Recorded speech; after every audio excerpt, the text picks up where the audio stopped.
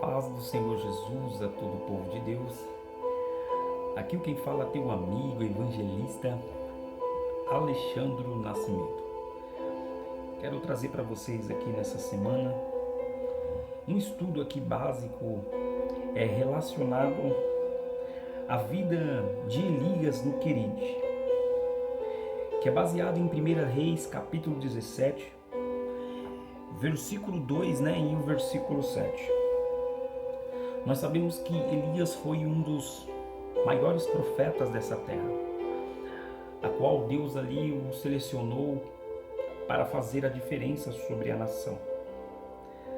Sabemos que Jezabel, Acabe, ou melhor ali, foram decretado sobre a vida de Elias uma grande perseguição. Porque Elias ali, ao até mesmo profetizar que não choveria, que não cairia uma gota de água sobre aquela determinada região. Desde então aí começam algumas perseguições na vida de Elias por intermédio de Jezabel e de rei Acabe. Mas vamos lá. O problema aqui, do ponto de vista, é que Acabe, na verdade, perseguiria Elias pelaquilo que ele, na verdade, ali o profetizou. Mas, do ponto de vista de Elias, o pecado era o maior problema naquela grande época.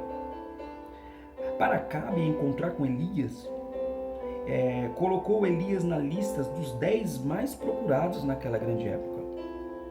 Então Elias passou a ser como se fosse um foragido, mas Deus já tinha ali decretado vitória na vida do profeta Elias. O que chama a atenção aqui é que quando encontrá-lo, ou melhor, quando encontrou, a causa de todas as suas dificuldades, que, melhor dizendo para Elias, foi que para que o povo se arrependesse, para que o povo chegasse na verdade até a Deus. Só que a história nos fala aqui que algumas vezes somos incapazes de encontrarmos soluções, ou melhor, porque temos identificado incorretamente o nosso próprio problema. Ou seja, Elias ali, ele ainda não estava vendo uma solução para os seus problemas. E muitas vezes nós somos incapazes de entender qual é a solução que Deus tem para cada um de nós. Se você basear em 1 Reis, capítulo 17, versículo 1, Elias levou uma palavra de Deus para Acabe. No versículo 2, a palavra de Deus vem em Elias. Às vezes nos queixamos de Deus que não está falando claramente conosco. Temos uma decisão difícil de tomar. Ou melhor, queremos certificarmos de que estamos seguindo a vontade de Deus. E isso é muito importante, porque temos que ter aí a direção de Deus para nossas vidas e saber se realmente o percurso que estamos tomando, se é Deus que está falando conosco ali, se realmente é o Deus Todo-Poderoso que está nos dando direção para que resolvemos os problemas sobre nossas vidas. E entenda melhor, talvez não experimentamos a presença de Deus em vossas vidas. Falamos superficialmente com Ele, mas não o responde, porque ali é o tempo de Deus para responder sobre as nossas vidas, e não é o tempo do homem. Isso significa que quando você ora e você pede a Deus uma bênção, há um tempo ali, há um respaldo para o momento certo de Deus concluir sobre a tua vida. Você entende que a presença de Deus em vossas vidas muitas vezes é superficialmente, não é verdadeiro sobre os vossos corações. Mas Elias era diferente, porque Elias vivia a vontade de Deus. Elias fazia ali aquilo que Deus ordenava sobre a tua vida. E muitas vezes Deus não responde a vossas orações, porque dentro da gente estamos servindo a Ele superficialmente, não verdadeiramente. Muitas vezes precisamos fazer como Elias, agir com base naquilo que sabemos. Precisamos obedecer aquilo que compreendemos da vontade de Deus. Antes que ele levasse o passo ao seguinte, a Bíblia diz que Elias foi movido por uma relação especial, né? Ou seja, conversar com o rei Acabe. Ele foi direcionado por Deus para falar com o rei Acabe. Não é que ele foi ali automaticamente com as suas próprias vontades. A atitude de Elias foi direcionado pelo próprio Espírito Santo. Mas isso não significa que Elias não tomou a impulsação de fazer aquilo que Deus tinha colocado sobre o teu coração. Ou melhor, entenda isso, é provável que estivesse agindo simplesmente apoiando na palavra revelada por Deus, ou seja, a palavra é revelada por Deus, mas a atitude quem tem que fazer muitas vezes somos nós, somos eu e você. Nós temos que apoiar na palavra revelada. Qual é a palavra revelada? É a própria palavra do Deus Todo-Poderoso. É aquilo que Deus coloca sobre as vossas vidas para que falamos com Ele, para que nós direcionamos ao Espírito Santo. E tudo que é direcionado pelo Espírito Santo, ela é voltada para aquele que fez os céus e a terra. Toda comunicação levada a Deus, toda comunicação direcionada ao Espírito Santo, há uma resposta divina, há uma resposta que dentro da tua mente e do teu coração pode ser não verdadeira, que pode ser coisa da sua mente, mas quando você é direcionado pela palavra revelada, que é direcionada pelo Espírito de Deus, pode ter certeza que um sobrenatural acontece sobre a tua vida. E era isso que Elias estava vivendo. Temos que apoiar na palavra revelada. Em 1 Reis, capítulo 17, versículo 1 diz: Elias falou e saiu de cena temporariamente. Elias ali saiu de cena temporariamente. Por quê? Porque ali Deus tinha um escape para Elias naquele momento, para que ele fosse se recuar, mas lá na frente Deus iria o abençoar ele. É tão certo como o Senhor. Mas a recompensa, talvez Elias esperasse a recompensa dos homens, como muitos cristãos que comportam às vezes como focas amestradas. Ou seja, ele pensa que a recompensa vem do homem, mas muitas vezes ele esquece que a recompensa vem do Senhor Jesus.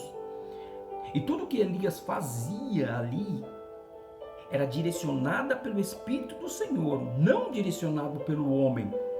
Isso significa que a recompensa de Deus viria sobre Elias, não a recompensa dos homens. Entenda mais. Muitas vezes também somos assim, queremos uma recompensa imediata do Senhor. E nós esquecemos que a palavra de Deus em Eclesiastes capítulo 3 diz que tudo tem o seu tempo determinado, que tudo há um propósito debaixo do céu. Há um tempo para todas as coisas. Quando você planta hoje, provavelmente lá na frente você irá colher. E era isso que Elias estava vivendo. Era isso que Elias estava compreendendo sobre a sua mente. Mas entenda, Muitas vezes nós somos assim como o Senhor Jesus. Elias ficou livre da seca? Não, Elias não ficou livre da seca. Elias ficou livre do sofrimento físico? Ele também não ficou. Ali ele passou por os processos sobre a sua vida. Foi também vitimado pela seca, foi perseguido. Pela razão, essa foi a sua recompensa. Porque a probabilidade de você passar por dificuldade, passar por lutas e por provações, isso é notório sobre as nossas vidas. Mas Elias tinha convicção que a própria palavra revelada viria sobre a tua vida e o nome do Senhor Jesus seria glorificado. Entenda aqui Baal era um deus do templo, ou seja, Baal era um deus adorado naquela grande época. Quase todos na Palestina sabiam disso. Quando os fazendeiros queriam chuva para a colheita, eles pediam a Baal. Eles não pediam a Deus Todo-Poderoso. Só que Deus entristecia isso. E da mesma maneira, o profeta Elias se entristecia. Porque Elias sabia que existe, na verdade, um único Deus. Que o Deus não era o Deus de Baal. Era o único que mandaria chuva. Isso me chama a atenção, que todo da Palestina sabia disso. Elias, dessa maneira, insultava Baal, dizendo que o Senhor impedia a chuva, ou seja, o que eles ali estavam clamando. Elias disse, nem o orvalho e nem a chuva. Na parte B fala que, como Baal podia ser adorado? Se não viesse a chuva, isso se constituía uma terra difícil para Jezabel. Desde então, Acabe e Jezabel declarou guerra contra o profeta Elias. Mas mesmo assim, Elias permaneceu na presença de Deus. E muitas vezes a própria dificuldade que vivemos, a adversidade que passamos, não é para que afastamos da presença de Deus, mas é para que nós permanecemos naquele que fez os céus e a terra. Elias não se desfocou da presença do Pai. Ele foi fraco como homem, pode ser. Pode ter as suas limitações como homem. Ele pode olhar muitas vezes para cima e se sentir inútil. Mas lá na frente, mesmo assim, Deus o honraria pelo intermédio da própria palavra do Deus dos exércitos. Aleluia, muito profundo sobre isso. Mas vamos lá. Você vai entender aqui como encontrar Elias. Como foram, na verdade, encontrar com o profeta Elias? Jezabel o procurava. Frustrados, aborrecidos, Jezabel e Acabe sabia que não havia possibilidade de pôr as mãos em Jeová, ou seja, a palavra Jeová aqui é Deus. Eles sabiam que não conseguiriam tocar no Deus dos exércitos. É impossível alguém tocar. Alguém humano, com as mãos humanas, tocar no Deus Todo-Poderoso. Não há ninguém na terra que consegue tocar naquele que fez os céus e a terra. Então eles sabiam que isso era impossível, em relação a Elias, mas como encontrar Elias? Ou seja, em relação a Elias, eles não poderiam tocar em Deus, mas poderia fisicamente pôr a mão sobre Elias. E isso provavelmente foi ali determinado um decreto para perseguir Elias e destruir a vida de Elias, porque Elias era um verdadeiro profeta de Deus. Entenda isso que Elias em Querite, ou seja, no seu isolamento, depois de um grande sucesso. Vamos lá. Primeiro, uma torrente chamada Querite. Segundo, um lugar solitário, monótono. Um lugar de onde aprende as lições que jamais seriam aprendidas ou deixada a sua parte. Ou seja, passando por Querite, por lugar solitário, monótono. Mas Elias ali aprendeu a lidar com esses tipos de problema. Aprendeu a lidar com esses tipos de situações sobre a tua vida. E mesmo assim, Elias ficou firme na presença do Senhor Jesus. Para você entender melhor, algum lugar aonde se aprende as lições que jamais seriam aprendidas em outra parte. Então Elias teria que ir para o deserto, teria que ir para Querite, teria que ir para aquela região para aprender o processo de Deus sobre a tua vida. E muitas vezes nós passamos por alguns processos, passamos por algumas dificuldades, mas não é porque Deus é um Deus mau, ruim, é porque aonde você estava lá atrás, o que você não passou, você está passando hoje é porque Deus permitiu. E Ele não quer te ensinar onde você estava, Ele quer te ensinar aonde Ele te levou. Ou trazendo para controvérsia sobre isso, muitas vezes, onde você está hoje é prova, é luta, dificuldade, é porque Ele quer te ensinar aonde você está mesmo. Então, se você está passando por prova, aonde você está hoje, no momento ocasionado, é porque Deus determinou sobre a tua vida. Exemplo aqui, Moisés. Ele passou 40 anos no deserto. Jacó, 14 anos de frustração em Harã. Paulo, 3 anos no deserto, na Arábia. E José, um bom tempo na prisão. Então todos esses homens passaram por processo de Deus. Passaram por um processo fictício, ou seja, ilustrativo, melhor dizendo, aquilo que Deus tinha estabelecido para cada um. Mas tanto como Moisés, como Jacó, como Paulo, como José, venceram os obstáculos da vida. E muitas vezes na minha vida e na sua vida não é diferente. Deus, Ele tem ali o propósito de realizar e de fazer na tua vida todos os seus sonhos, os teus objetivos. Mas antes disso, você passará por essa tribulação. Para terminar aqui, Querite é um tipo de lugar que Deus sempre manda os seus servos. Ele quer que crescemos espiritualmente ali, em Querite.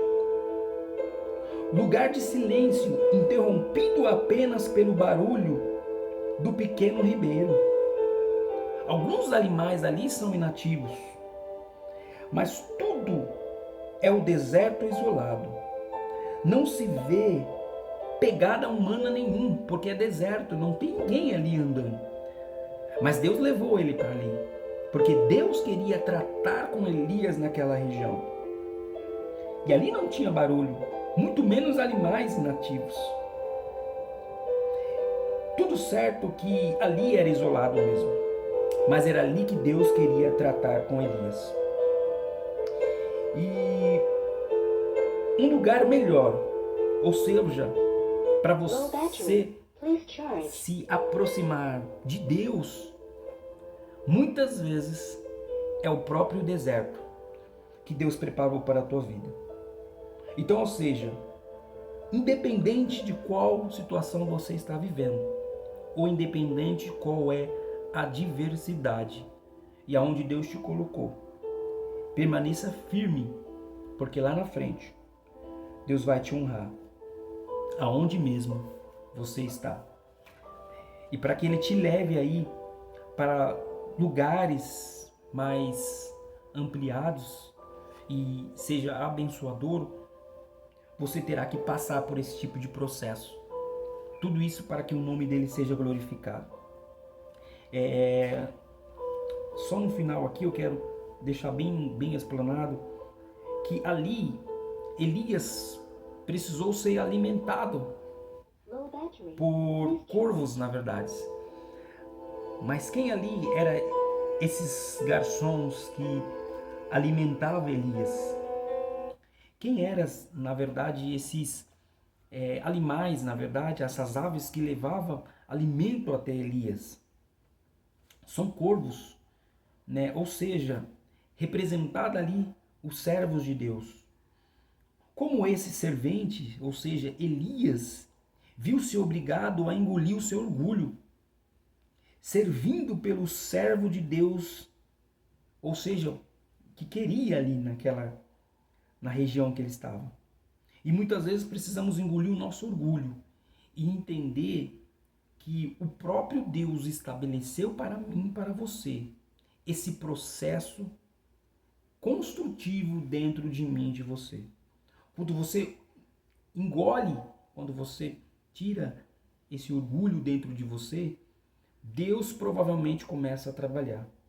Então, Elias sabia que esses corvos, que representam os garçons, né, ou seja, ali pelo próprio Deus, mandado pelo próprio Deus. E Deus falava: Elias, eu não vou mandar homem físico, não vou mandar homem físico para levar comida a você. Eu vou dar ordem aos corvos, né, para levar alimento até você. Entenda que corvos, alimentos de carniça, são aves predatórias, repelentes, segundo a lei. Eles eram imundos. Em Levítico 11, se você ler, você vai compreender sobre isso. Deus alimentou os corvos. Esses alimentos que foram ali destinados ali pela própria Bíblia Sagrada, referente a Elias, ele poderia ter usado um anjo, ou melhor, os seus anjos, mas não. Ele fez dessa forma. Ele preferiu usar os corvos para abençoar o profeta Elias. E o que nós aprendemos com tudo isso? O que a palavra de Elias nos ensina? Duas coisas que Deus estava ensinando ao profeta Elias. Primeiro, ele é o Deus que provê. Segundo, ele tem os seus meios, né, sobejos para abençoar. Por pior que seja a sua luta, Deus tem os seus meios